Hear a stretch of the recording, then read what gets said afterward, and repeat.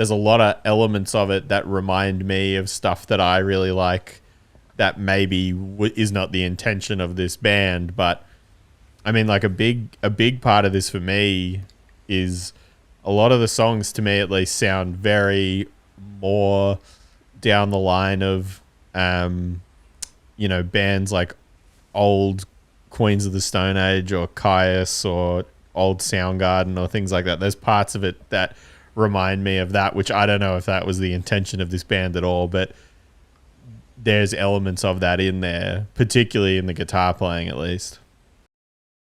Yeah, there's definitely some good guitar playing on it. It's well written. Like when I was doing a little bit of research myself on the record before doing this, that was something that I noticed I think it was in the Wikipedia description. It had like just a couple of lines on each song, and I saw like Queens of the Stone Age and stuff like that in there, which is not something that I would have picked immediately when listening to it, but then when it's pointed out, like I can hear that, it does make sense.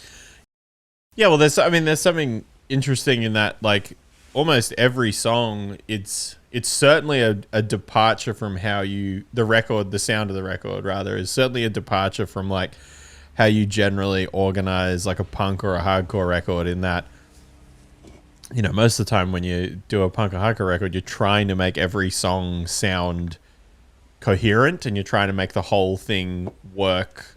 One song's got to go into the next song and they all got to sound kind of the same.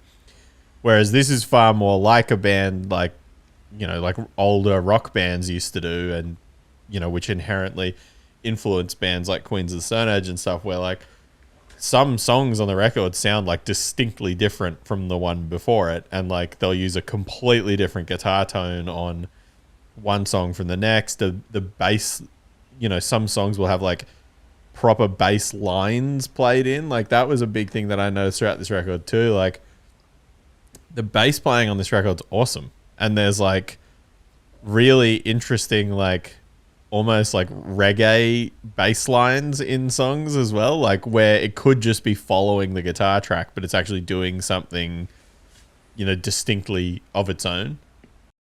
Yeah, the bass seems like a little bit of a kind of a hidden weapon on this, because like it's not super present in the mix, but then there's a couple of songs where like the guitars strip away a little bit and you do hear it, and like, yeah, the parts are really cool.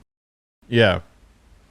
I think like one of the other things on it too, which maybe is why it reminded me of something like Queens of the Stone Age, is that like there's lots of different like, effects and pedals and stuff clearly being used on the guitars throughout the record. Like not almost like no two songs have the exact same guitar sound on it, which I love. Like I love when bands use that as a, the purpose of an effect pedal is to provide an effect. It's not just to, unlike what I do, it's not just to be on the entire time, but some people use it for its real purpose.